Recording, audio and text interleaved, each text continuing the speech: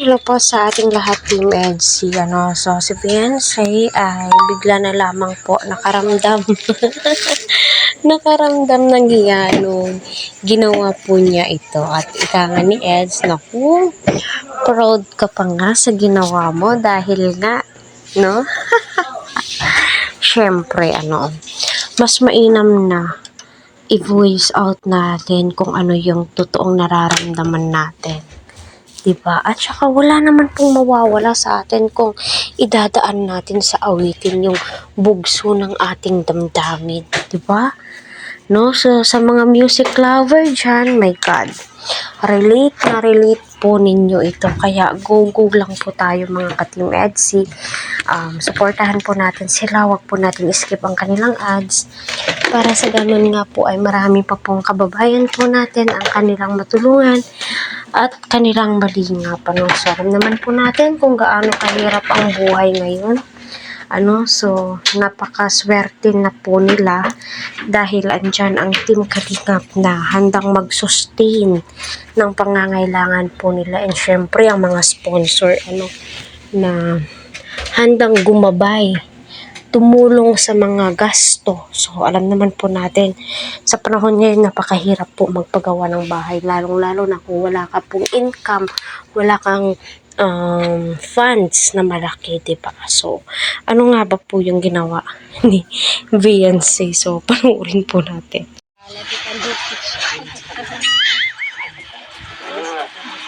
Sige, ito na lang.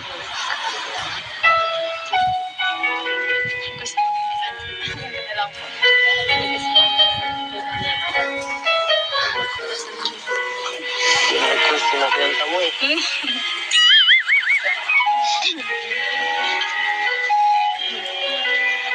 Tingnan mo ah. May pagdating ka sa akin. Diyos ko po. Ganun din naman ako sa'yo.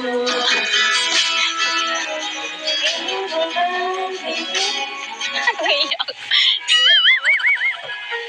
Sige lang. Nagkamu ko siya doon. Sa akin. Ganun din naman ako sa'yo. Di mo ba kalimutan kung di ka nagtitinta? Kasi pabalik ka sa iba. Kung hindi kahit paano pa ipilit. Di ba hindi pa kaloob? Marangit ang inaating dalawa.